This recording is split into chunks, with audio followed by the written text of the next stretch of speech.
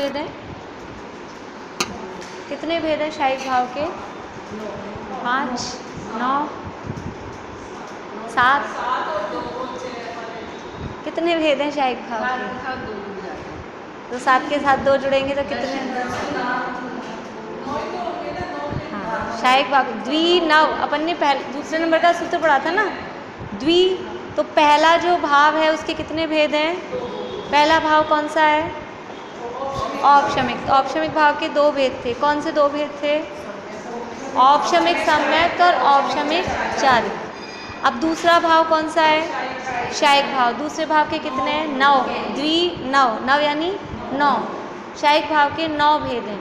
कौन कौन से 9 भेद हैं शायिक भाव के?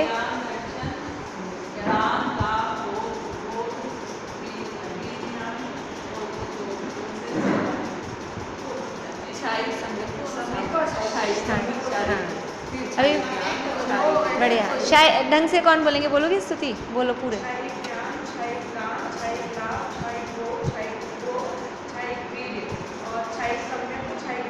एक रह गया, शायिक दर्शन रह गया। बढ़िया, ऐसे देखिए, शायिक भाव के भेद बताएंगे तो उसके आगे पहली बात तो शायिक लगेगा। औपशमिक भाव के भेद बताएंगे तो उसके आगे औपशमिक। हाँ, तो कल हमने देखा था, जब पहले शिविर से पहले अपनी क्लासेस हुई थी तो हमने देखा था कि 8 कर्मों के हिसाब से कि ये जो भाव हैं कर्मों की निमित्तता से हो रहे हैं। 4 भाव, या तो कर्मों का उपशम हो रहा है, या कर्मों का क्षय हो रहा है, या क्षय उपशम हो रहा है, या उदय है। तो हमने देखा था 8 कर्मों में किसमें उदय है, किसमें उपशम है, किसमें क्षय है, किसमें क्षय उपशम है। यहाँ 4 भावों में मुख्य रूप से 4 घातीय कर्म काम आ रहे हैं। मतलब उन 4 घातीय कर्मों में हो रहा है जो कुछ भी हो रहा है मुख्य रूप से। तो औपशमिक भाव का संबंध कौन से कर्म से था? मोहनीय कर्म, दर्शन मोहनीय और चारित्र मोहनीय। औपशमिक भाव के जो 2 भेद थे, औपशमिक सम्यक्त्व और औपशमिक चारित्र। औपशमिक सम्यक्त्व में क्या हुआ था? कौन से कर्म का क्या हुआ था? बोले नहीं, आप नहीं बोल पाएंगे, कल नहीं आए थे, बहुत दिनों से। औपशमिक सम्यक्त्व में किस कर्म में क्या चीज़ हुई? औपशमिक सम्यक्त्व हुआ तो कर्म में क्या हुआ? कौन से कर्म में हुआ? बोलो अंशिका। कौन सी मोहनी? अभी मोहनी तो कॉमन हो गया। हाँ, कल हमने और खोल के देखा था ना, दर्शन मोहनी और बोलो।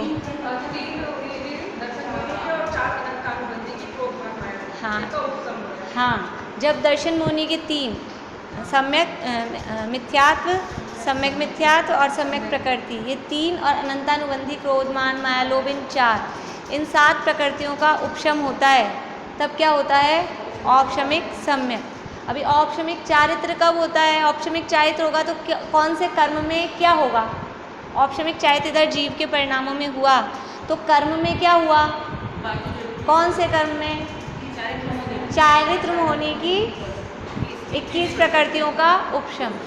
यानी कि औपशमिक भाव का संबंध केवल मोहनीय कर्म से है, और मोहनीय कर्म के भी दोनों भेदों से, दर्शन मोहनी और बस। इसमें केवल, क्योंकि उपशम किस कर्म में होता है हमने पहले पढ़ लिया था। उपशम कौन से कर्म में होता है? मोहनीय कर्म में ही उपशम होता है, बाकी के 7 कर्मों में उपशम नहीं होता। तो औपशमिक भाव का संबंध भी केवल मोहनीय कर्म से ही है। तो औपशमिक सम्यक का संबंध दर्शन मोहनीय से और औपशमिक चारित्र का संबंध चारित्र मोहनीय से। अब आ गए हम शायिक भाव में। शायिक भाव किसे कहते हैं? यहाँ है संप्रभा, ये अलमारी खोलो, इसमें ये अलमारी ना उधर वाली, नीचे वाले आले में। शायिक भाव किसे कहते हैं? हाँ, जब कर्मों का पूर्ण रूप से अभाव हो जाए, पूर्ण रूप से नष्ट हो जाए, तब जो भाव होते हैं वो कौन से भाव कहलाते हैं? शायिक भाव। शायिक भाव का मतलब है कर्म पूरी तरह से नष्ट हो गया। औपशमिक भाव में कर्मों में क्या हुआ था? उपशम, यानी दबे थे, नष्ट नहीं हुए थे, अभी मौजूद हैं लेकिन दबे हुए हैं, खत्म नहीं हुए। लेकिन शायिक भाव में बिल्कुल ही नहीं है, खत्म हो गए कर्म। तो अभी यहाँ भी कौन से कर्मों से बता रहे हैं? वास्तव में जब 8वें कर्म खत्म हो जाते हैं तो 8वें कर्म का भाव हो जाता है। ये रहा, ये पाटा ले लो।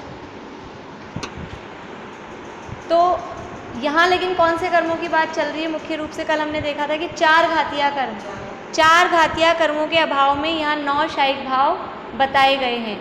वास्तव में पूर्ण रूप से सिद्ध भगवान के समस्त शायिक भाव प्रकट हो गए हैं। तो जितने कर्मों का अभाव हो गया और जितने गुणों की उनकी निर्मल पर्याय प्रकट हो गई, वो सब उनकी शायिक भाव रूप ही है। लेकिन अब वो अनंत है तो अनंत को तो गिना नहीं सकते, यहाँ अपने को लिमिटेड संख्या गिनानी है। तो यहाँ 9 शायिक भाव गिनाए गए हैं। 4 घातीय कर्मों के अभाव में 9 शायिक भाव बताए गए हैं। हाँ, अनंत भगवान के ही हैं ये 9 शायिक भाव अनंत भगवान के हैं। और सिद्धों के ये 9 तो हैं ही हैं, उसके अलावा आघातीय कर्म भी नष्ट हो गए, तो वो भी जो भाव प्रकट हुए, अब वो सारे ही शायिक भाव ही हैं उनके। हाँ, सिद्धों के तो सारे कर्मों के अभाव में जो जो प्रकट हो रहे हैं निर्मल पर्याय, वो सब शायिक भाव रूपी हैं। लेकिन यहाँ घातीय कर्मों के अभाव की, तो कल हमने देखा था घातीय कर्म कौन कौन से हैं रानी आंटी? घातीय कर्म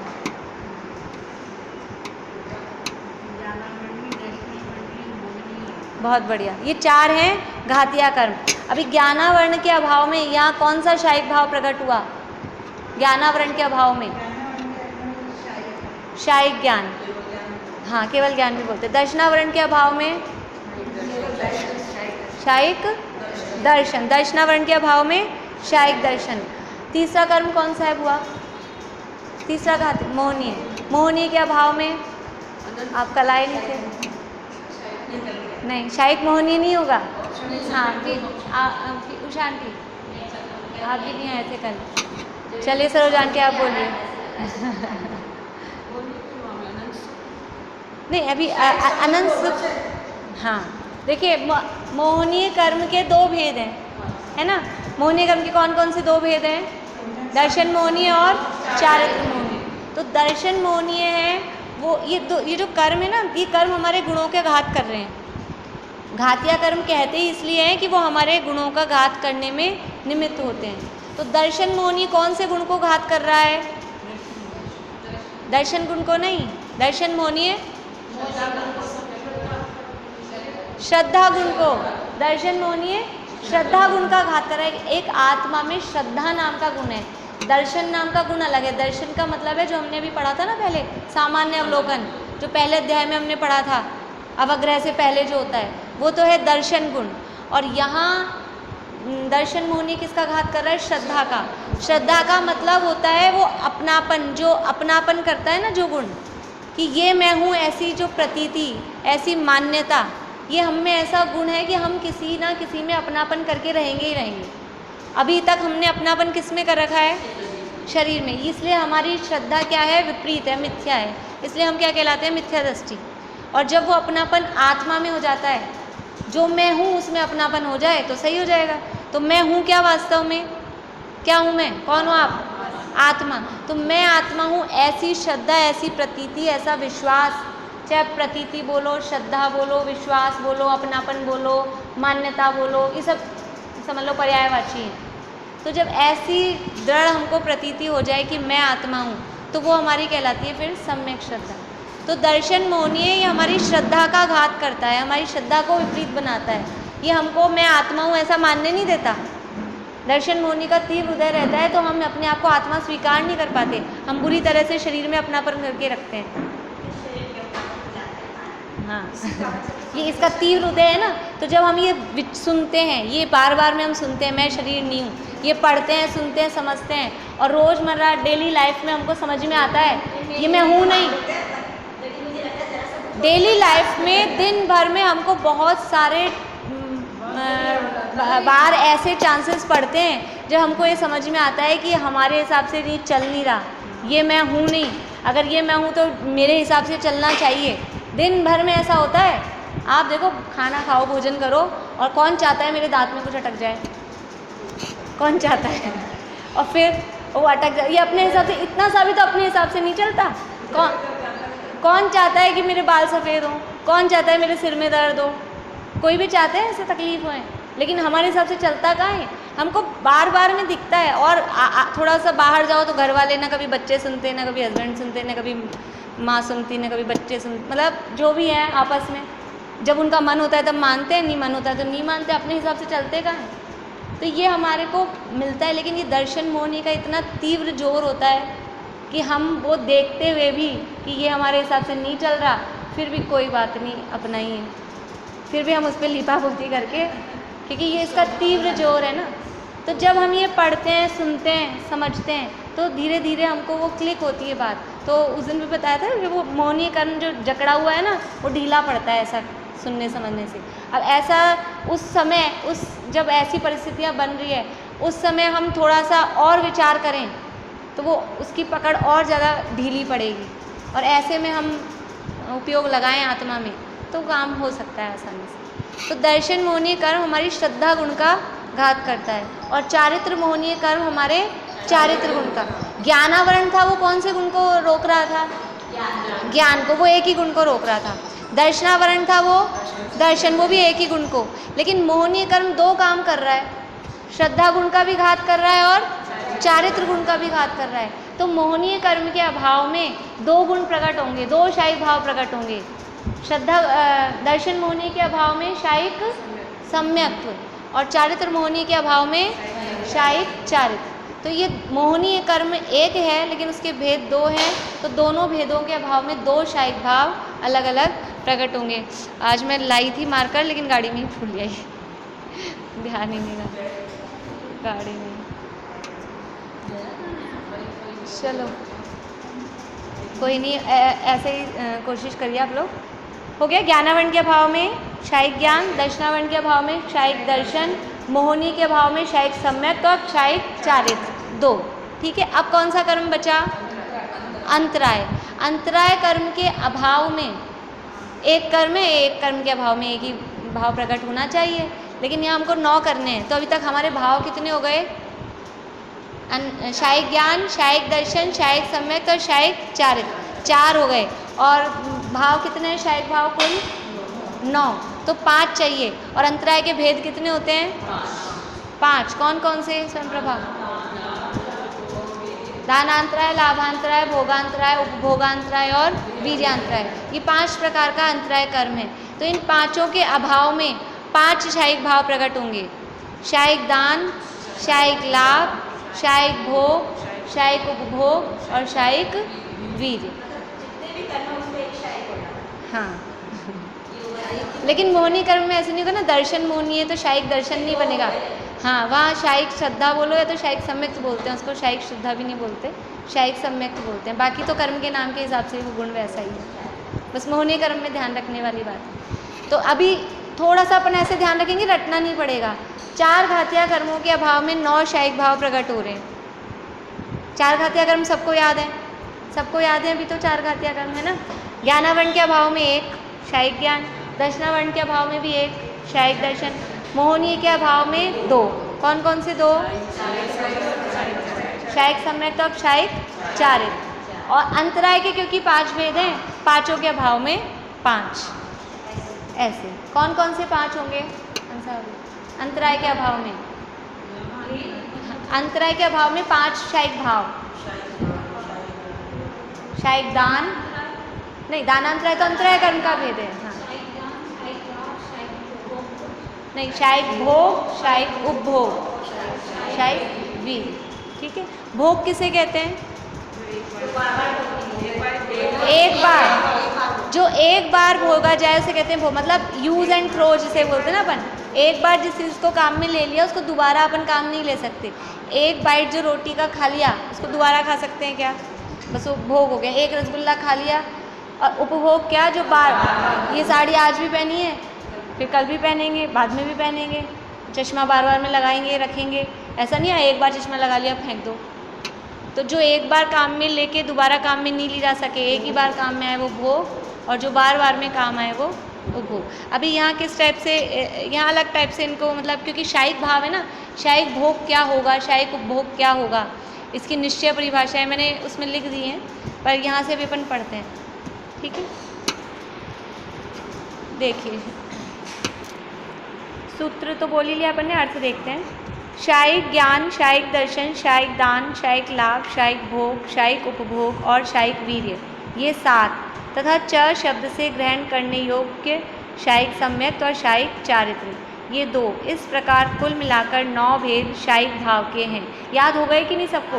रटने की जरूरत लग रही है? समझ में आ गया ना, तो रटना नहीं पड़ेगा।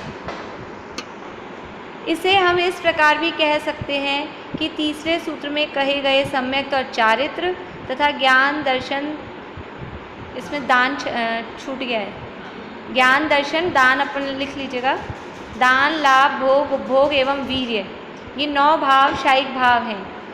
ये शायिक भाव पर्याय दृष्टि से सबसे महान है, प्राप्त करने योग्य हैं, प्राप्त करने की अपेक्षा से पूर्णतः उपादेय हैं। देखिए साथ में यहाँ ये बता दिया, जैसे 7 तत्व में हमने देखा था ना, हे गे उपादेय, कौन से तत्व ग्रहण करने योग्य हैं, कौन से तत्व छोड़ने योग्य हैं। ऐसे ही यहाँ 5 भावों में लास्ट में हम देखेंगे और भी, जब 5 कंप्लीट हो जाएंगे।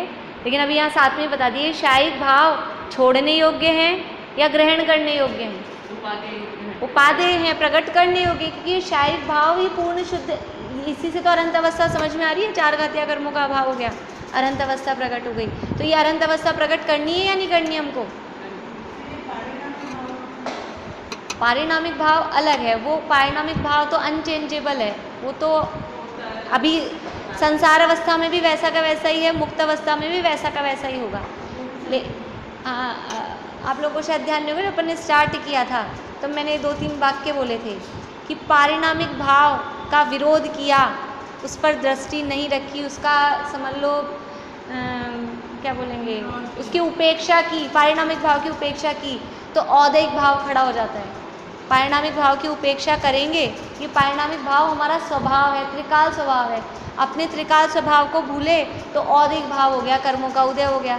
और अपने पारिणामिक भाव की एक समय की दृष्टि करी तो औपशमिक भाव हो गया, कर्म दब जाएंगे।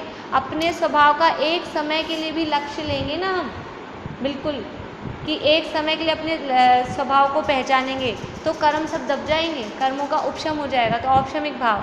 और अपने पारिणामिक भाव का थोड़ा लॉन्ग टाइम, थोड़ा ज़्यादा, अभी तो एक समय की बात की, थोड़ा ज़्यादा देर उसमें रुके तो शायोपशमिक भाव, शायोपशमिक सम्यक तो शायोपशमिक भाव। और अपने पारिणामिक भाव में ही लीन हो गए हमेशा के लिए तो शायिक भाव प्रकट हो जाता है। ये पारिणामिक भाव तो एक सेंटर में रहता है, इसके हाँ,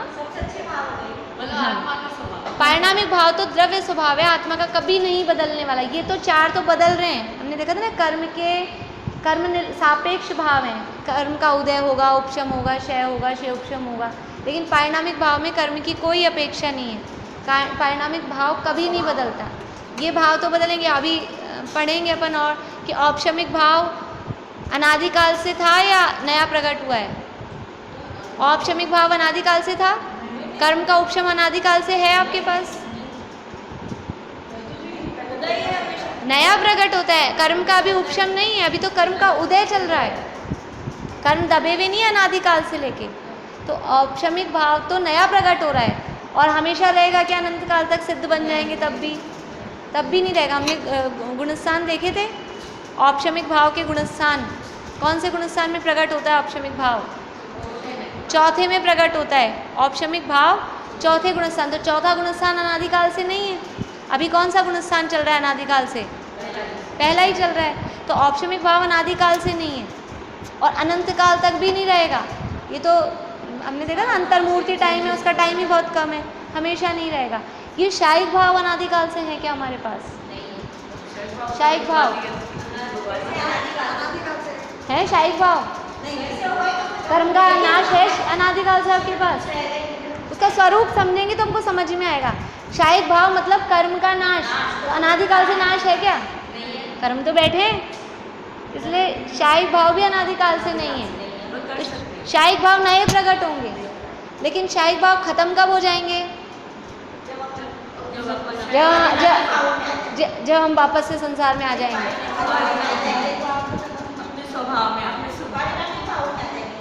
तो शायिक भाव खत्म हो जाएंगे? शायिक भाव कभी खत्म नहीं होएगा। एक बार कर्म का क्षय हो जाता है तो दोबारा कर्म प्रकट नहीं होता। तो शायिक भाव एक बार प्रकट हो गया तो वो कभी नष्ट नहीं होता। औपशमिक भाव तो क्योंकि कर्म दबे हैं ना, कर्म दबे हैं तो वो वापस उठ जाते हैं। एक बार कोई व्यक्ति मर गया, फिर कब जिंदा हो जाएगा? यहाँ पे भी नहीं होता है, तो पिक्चरों में ही दिखा देते हैं कुछ ऐसा, जिंदा नहीं होता वो व्यक्ति कभी। जो व्यक्ति मर गया है एक बार, वो कभी नहीं, जैसे बीज होता है ना, वृक्ष का बीज, उसको जला दो, ऐसे तो वृक्षों की परंपरा चलती रहती है, बीज से वृक्ष, वृक्ष से बीज, फिर वृक्ष से वापस बीज, बीज से फिर वृक्ष, फिर बीज, फिर वृक्ष। लेकिन अगर उस बीज को जला दिया जाए तो फिर से नए वृक्ष पैदा नहीं होंगे। तो ये कर्म रूपी बीज को जला दिया गया शायिक भाव में, अब वो बीज ही खत्म हो गया, तो अब दोबारा से संसार पैदा नहीं होगा। तो शायिक भाव नए तो पैदा हुए हैं लेकिन अनंत काल तक रहेंगे। इसको बोलते हैं सादी अनंत। सादी यानी जिसकी शुरुआत हुई है, स आदि, आदि से सहित, आदि यानी आदि, आदि शब्द कहीं पढ़ा है आपने? कहाँ पढ़ा? आदि पुराण। आदिनाथ को जानते हैं कि नहीं? आदिनाथ भगवान, आदिनाथ को आदिनाथ क्यों कहते हैं? पहला बाल बोध पाठमाला में है ना, भगवान ऋषभ देव वाले पाठ कि प्रथम है, प्रथम है इसलिए आदि। तो ये आदि का मतलब प्रथम मतलब शुरुआत। तो यहाँ हमारे शायिक भाव की आदि तो है, सादी है, शुरुआत सहित है, लेकिन उनका अंत कभी नहीं होगा, इसलिए शायिक भाव सादी अनंत हैं, अनंत काल तक रहने वाले हैं। औपशमिक भाव सादी हैं और हाँ शांत हैं, अनंत नहीं है। औपशमिक भाव अनंत नहीं है, शुरुआत सहित भी हैं और अंत सहित भी हैं। ये औपशमिक भाव सादी शांत हैं और शायिक भाव सादी अनंत है। यहाँ क्रम क्यों दिया है ये क्रम कि इनमें जीवों की संख्या जिस हिसाब से है। ये सारी बातें क्या है, थोड़ी मैंने इसलिए नहीं बता रही, आगे इसमें लिखी दादा ने यहाँ, तो मैंने सोचा वहाँ ही पढ़ेंगे अपन, इसलिए एक बार जो स्वरूप है वो, इनके क्रम का कारण, ये क्रम क्यों दिया है, क्योंकि हमने थोड़ी सी बात की थी उस दिन कि औपशमिक भाव वाले जीव सबसे कम हैं। क्यों हैं सबसे कम? टाइम सबसे कम है। गुणस्थान भी देखेंगे तो 4 से 11वें तक गुणस्थान भी बहुत कम है।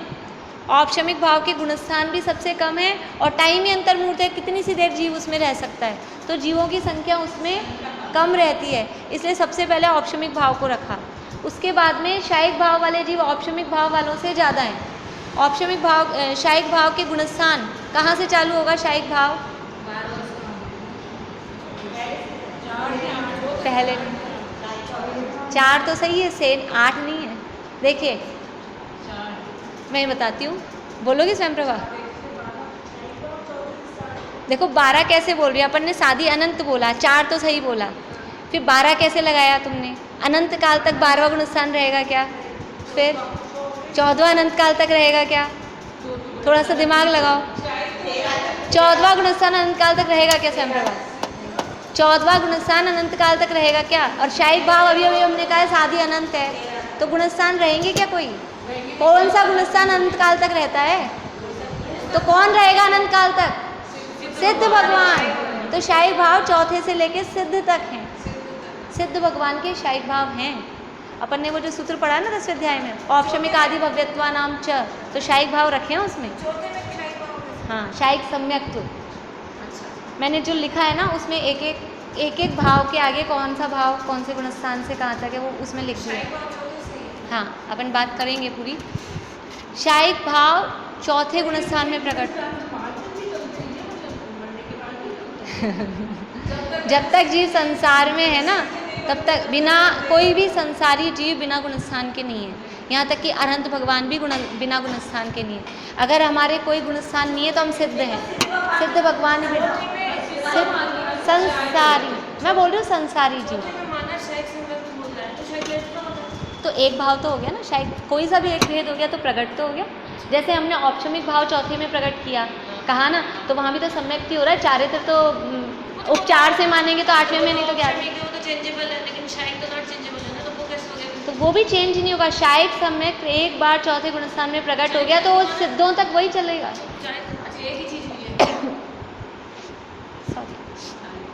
एक बार जो प्रकट हो गया ना, शायिक सम्यक एक बार प्रकट हो गया तो जो उसका लक्षण हमने दिया है कर्मों के नाश से, दर्शन मोहनीय कर्म का पूर्ण रूप से नाश है उसमें, वो दोबारा दर्शन मोहनीय कर्म कभी भी खड़ा नहीं होगा। इसकी कंडीशंस पूरी कर रहा है। औपशमिक में भी वो दबा है, तो औपशमिक सम्यक में 4थे गुणस्थान में औपशमिक सम्यक हुआ तो वहाँ से हमने औपशमिक भाव माना कि नहीं माना?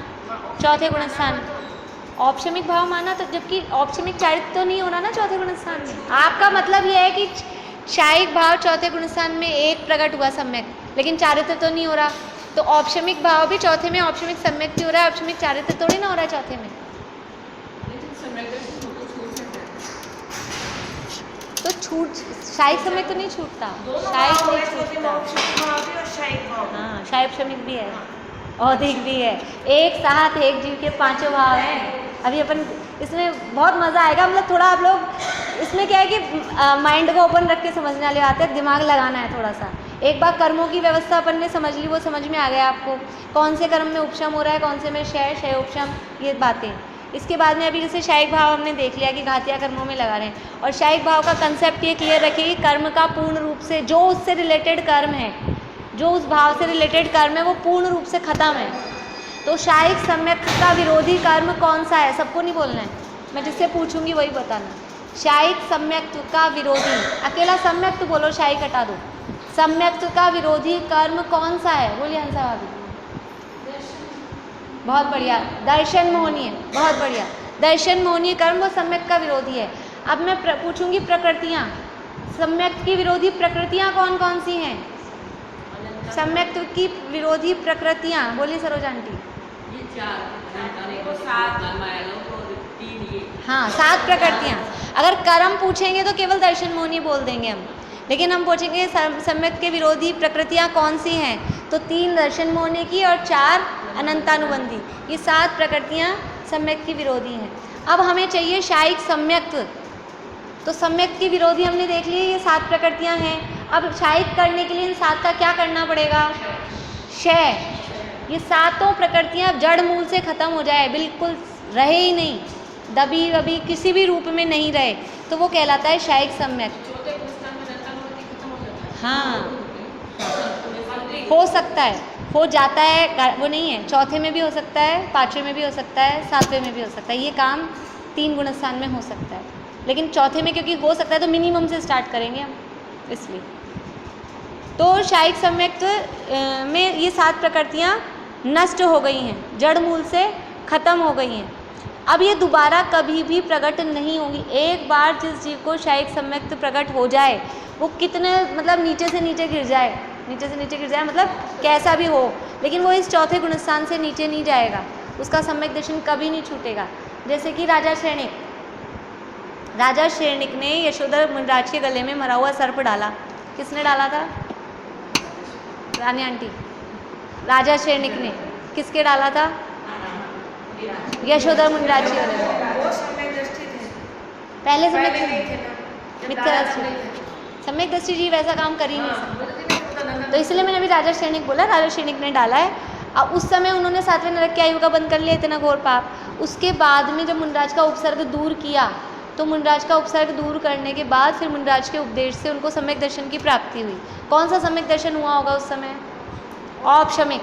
सबसे पहले प्रकट होगा औपशमिक, उसके बाद में तो औपशमिक सम्यक का काल कितना? अंतर्मुहूर्त। औपशमिक सम्यक का काल कितना? फिर अंतर्मुहूर्त के बाद ही उनका वो औपशमिक सम्यक तो शैपशमिक में कन्वर्ट हो गया। उसके बाद में लगा हुआ था महावीर भगवान का समावशरण। राजा श्रेणिक महावीर भगवान के काल में हुए, उस समय हुए, महावीर भगवान जब थे, मौजूद थे यहाँ पे महावीर, हाँ, अरहंत अवस्था में महावीर भगवान का समावशरण लगा हुआ था। वो गए समावशरण में, और महावीर भगवान के समावशरण में जाने के बाद उनको वहाँ पर शायिक सम्यक की प्राप्ति हुई। यानी उन्होंने क्या किया, उनके कर्मों में क्या हुआ? हाँ, 4 अनंतानुबंधी की और 3 दर्शन मोहनी की। ये 7 प्रकृतियाँ अभी तक तो पहले दबी थी, फिर क्षयोपशम हुआ था, अब ये 7 की 7 जड़ मूल से खत्म हो गई। तो अब वो जो नरक में गए, तो नरक में गए तो फिर सम्यक दर्शन तो खत्म हो गया होगा उनका? नहीं, शायिक सम्यक दर्शन है। अब कभी भी उनका ये सम्यक दर्शन छूटेगा नहीं। वो नरक से यहाँ निकल के आएंगे और तीर्थंकर होंगे और अनंत काल तक सिद्ध अवस्था भी रहेंगे। सिद्ध अवस्था में भी ये सम्यक तो शायिक ऐसा कैसा रहेगा? स्वाध्याय का मतलब किताब लेके पढ़ना स्वाध्याय नहीं। हाँ, हर मिनिमम जो भी सम्यक दृष्टि है, मिनिमम 6 मतलब मैक्सिमम 6 महीने में एक बार तो आत्मा की अनुभूति होती है उनको। और वहाँ नरक में लड़ते पिटते मारते काटते भी उनकी श्रद्धा ये है कि मैं शरीर नहीं हूँ और मैं परद्रव्य का भला बुरा नहीं कर सकता हूँ। ये श्रद्धा अलग चीज़ होती है, बाहर में काम जो योग्यता के हिसाब से होते हैं वो अलग चलते हैं।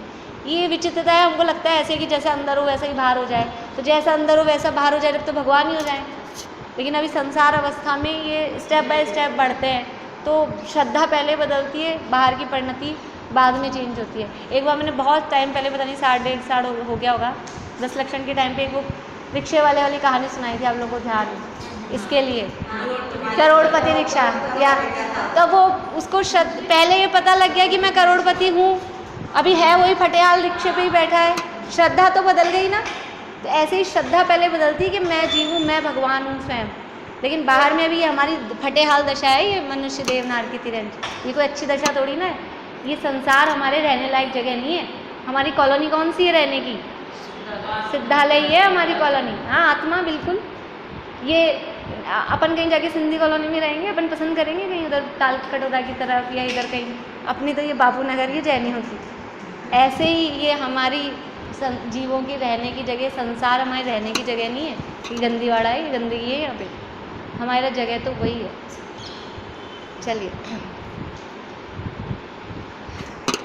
तो इस प्रकार ये शायिक भाव पर्याय दृष्टि से सबसे महान है। पर्याय दृष्टि से मतलब प्रकट करने योग्य है। अवस्था की दृष्टि से वैसे तो पारिणामिक भाव ही आश्रय करने योग्य है, लेकिन अगर प्रकट करना हो तो ये शायिक भाव ही प्रकट करने योग्य सबसे महान है, प्राप्त करने योग्य है और प्राप्त करने की अपेक्षा से पूर्णतः उपादेय है। इन शायिक भावों का स्वरूप तत्वार्थ वार्तिक में इसी सूत्र की व्याख्या में आचार्य अकलंक देव इस प्रकार स्पष्ट करते हैं। तत्वार्थ वार्तिक क्या है ये? हाँ, ये तत्वार्थ सूत्र की टीका है जो आचार्य अकलंक देव ने लिखी है। अकलंक देव का नाम सुना है आप लोगों ने? कौन है? बौद्धों के साथ जिन्होंने वाद विवाद किया था और जिनके भाई निकलंक थे।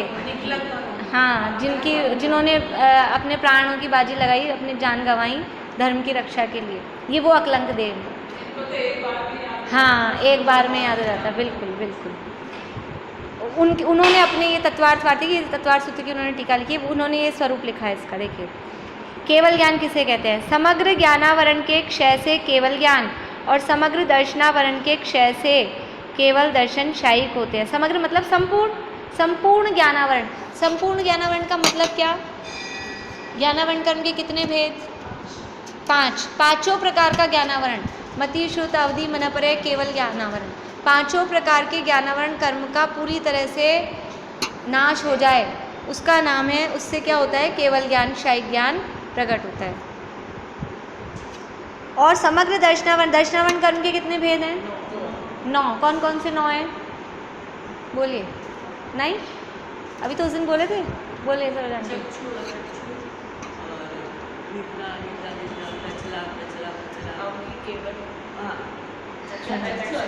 अभी केवल, चलिए बढ़िया। रानी आंटी, कल आपको भी बोलना है, चुप नहीं रहना है, ठीक है ना? ये हो गए दर्शन। तो ये संपूर्ण दर्शनावरण, पूरे 9 भेद जो दर्शनावरण के हैं, ये 9 वास्तव में 9, 5 ये तो मोटे मोटे गिनाए हैं। असंख्यात लोक प्रमाण भेद होते हैं इनके कर्मों के। जितने तरह के आवरण हमारे आ रहे हैं ना, उतने तरह के कर्म होते हैं, लेकिन ये मोटे मोटे गिनाए। तो जितने भी तरह के कर्म हैं, ज्ञानावरण, दर्शनावरण, पूरा। हाँ, जो चीज़ अभी ये मोबाइल ढक गया, केवल ज्ञानावरण, केवल ज्ञान का नहीं। देखो, कर्म का नाम और गुण का नाम एक सा ही है। गुण का नाश नहीं करना है, गुण तो प्रकट हो रहा है, कर्म का नाश हो रहा है, केवल ज्ञानावरण का नाश हो रहा है। इसीलिए मैं बोलते समय अभी दानांतरा है ऐसा बुलवाई थी। अकेला दान बोलेंगे तो इधर भी दान उधर भी दान, पता ही नहीं चलेगा कौन तो नष्ट हुआ कौन प्रकट हुआ। ये देखो, ये ऐसा ये ढक गया ना, तो अभी है मोबाइल आवरण कर्म का उदय। नहीं दिख रहा ना मुझे? जैसे कोई आगे पीछे आ जाते हैं, मान लो शक्ल नहीं दिख रही है, तो जिसको शक्ल नहीं, अभी ये भगवान के आगे लगा दी, तो ये भगवान के दर्शन आवरण का मतलब, दर्शनावरण वो वाला नहीं, भगवान के दर्शन नहीं हो पा रहे, उस तरह का ज्ञानावरण कर्म का उदय। कभी कभी कोई चीज़ याद नहीं आ पाती अपने को, अंताक्षरी खेलते ना जो अपन लोग धर्म की, ऐसे दुनिया भर के भजन और सब याद आते हैं, और जब अंताक्षरी खेलो तो याद ही नहीं आता उस समय। तो उस समय उस तरह के आवरण कर्म का उदय याद है, लेकिन वो नहीं आएगा उस समय अपने को, और फिर बाद में आ जाएगा। ये होता है ना, तो ये अपने उस समय उस आवरण कर्म का उदय। तो समग्र ज्ञानावरण के क्षय से केवल ज्ञान और समग्र दर्शनावरण के क्षय से केवल दर्शन शायिक होते हैं। मतलब शायिक मतलब कर्म के पूरे क्षय से प्रकट हुए। ये तो सरल है ना दोनों। यानी अपन अपनी भाषा में कह सकते हैं ज्ञानावरण कर्म के अभाव से जो पूर्ण निर्मल ज्ञान गुण की अवस्था प्रकट होती है, केवल ज्ञान रूप अवस्था प्रकट होती है, उसका नाम है शायिक ज्ञान। पूर्ण दर्शनावरण कर्म के पूर्ण रूप से क्षय से जो दर्शन गुण की पूर्ण निर्मल अवस्था प्रकट होती है, उसका नाम है शायिक दर्शन। अब देखिए, क्योंकि यहाँ देखो शायिक सम्यक और शायिक चारित्र की परिभाषा यहाँ नहीं बताएंगे, क्योंकि वो परिभाषा पीछे बता चुके हैं। जो ऑप्शमिक में बताई ना, बस उसी में क्षय लगाना है। 7 प्रकृतियों के क्षय से कौन सी 7 प्रकृतियाँ हैं आशांति? कौन सी 7 प्रकृतियों के क्षय से शायिक सम्यक्त होगा? 7 प्रकृतियों के क्षय से शायिक सम्यक्त होगा। कौन सी 7? अनंतानुबंधी कितनी? हाँ, और मिथ्यात्व, सम्यक मिथ्यात्व और सम्यक प्रकृति। अभी आप लोगों को मेरे साथ रहना पड़ेगा ऐसे, क्योंकि हाँ, लेकिन रहना पड़ेगा। अगर आप लोग ब्लैंक रहोगे ना, तो ये अभी ये थोड़ा ये विषय ऐसा है करना नियुक्त का भी, और अगर मैं पढ़ा के आगे बढ़ जाऊंगी तो अगले ही दिन पूरा साफ हो जाएगा। इसलिए आप लोगों को मेरे साथ रहना पड़ेगा, जवाब देना पड़ेगा, नहीं तो अपन इससे आगे खिसक ही नहीं पाएंगे। आधा पीरियड अपना कल वाली में ही चला जाता है वापस से। चलिए, तो ये मोहनी कर्म के भाव में कौन कौन से शायिक भाव प्रकट हो रहे हैं? मोहनी कर्म के भाव में शायिक भाव, शायिक तो शायिक सम्यक्त 7 प्रकृतियों के क्षय से जो श्रद्धा गुण की निर्मल पर्याय प्रकट हो रही है, वो शायिक सम्यक्त। और चारित्र मोहनी की 21 प्रकृतियों के नाश से जो चारित्र गुण की निर्मल पर्याय प्रकट होती है, उसका नाम शायिक चारित्र। अब देखिए, शायिक दान। समस्त दानांतराय कर्म के अत्यंत क्षय से अनंत प्राणियों को अभय और अहिंसा का उपदेश रूप अनंत दान शायिक दान है।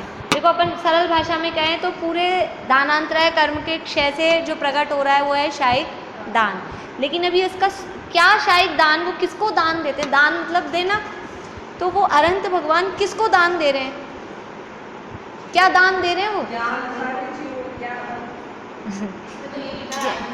हाँ, अभय दान। यहाँ तो ये जो यहाँ लिखा है ना, ये भी सब व्यवहार से लिखा है। वास्तव में अपने को अपने शुद्ध स्वरूप का दान, देखो अनंत हो गए ना, बाहर में किसको दान देंगे? बाहर में जो कुछ भी होता है वो व्यवहार होता है, ये सब व्यवहार है।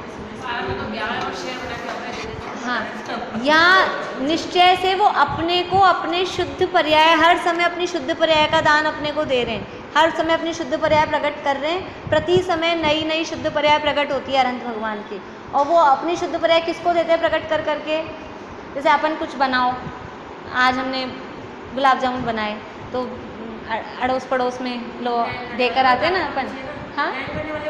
हाँ, तो अपन देते हैं ना भी, आज हमने बनाई है, तो पास में ऐसे कि भी चलो चखना।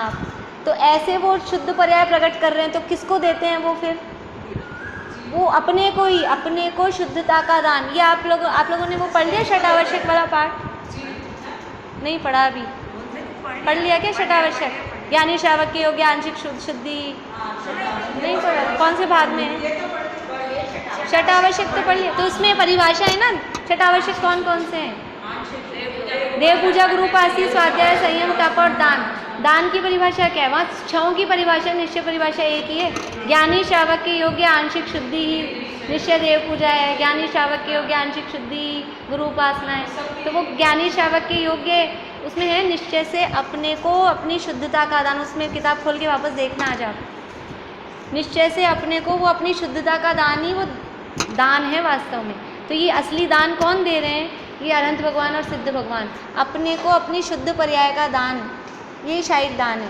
लेकिन व्यवहार से क्या कहा कि जीवों को अभय दान देना, अभय और अहिंसा। देखो, जीवों को अभय दान कैसे देते हैं हम, कि अनंत भगवान कैसे देंगे अभय दान? किसी को बचाते हैं, देख के चलते हैं, चींटियों को बचाते। उन्होंने ये हमें बताया, अनंत भगवान के उपदेश में आया कि ये एक इंद्रिय, 5 स्थावर का ये जीव हैं, 2 इंद्रिय, 3 इंद्रिय, 4 इंद्रिय जीव हैं। ये हमारे जैसे जीव हैं, इनको भी दुख होता है, ये भी मरते हैं। तो ऐसा जब हमको ज्ञान हुआ तो हम उनकी हिंसा से विरक्त हुए, हम उनकी हिंसा करने से बचे। तो इससे वो जीवों को अभयदान मिला। अभयदान मतलब उनके जीवन का रक्षा हुई। हम किसी को अभयदान देते हैं कि नहीं देते?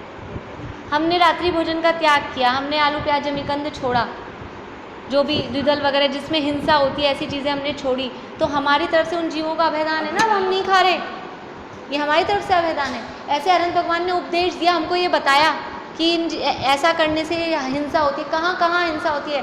जब तक हम जिनवानी नहीं पढ़ते थे हमें कहाँ पता था कहाँ कहाँ हिंसा होती है। घास पे नहीं चलना चाहिए, व्यर्थ में पंखा नहीं चलाना चाहिए, इसमें भी हिंसा होती है। व्यर्थ में पत्ती नहीं तोड़ना चाहिए, यहाँ तक कि व्यर्थ में हाथ पाँव भी नहीं हिलाना चाहिए, अनर्थ दंड है, इसमें भी हिंसा होती है।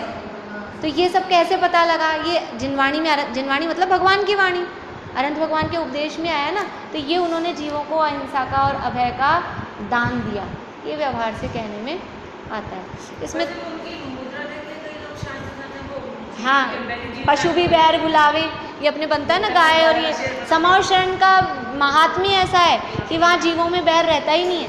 एक ही कोठे में सारे पशु बैठते हैं, सब बैर जाति विरोधी भी जो होते हैं, तो इसलिए वो जीवों को अहिंसा और अभय का दान देते हैं। वो सब उनका प्रभाव है। कर लेंगे आगे भी, टाइम हो गया।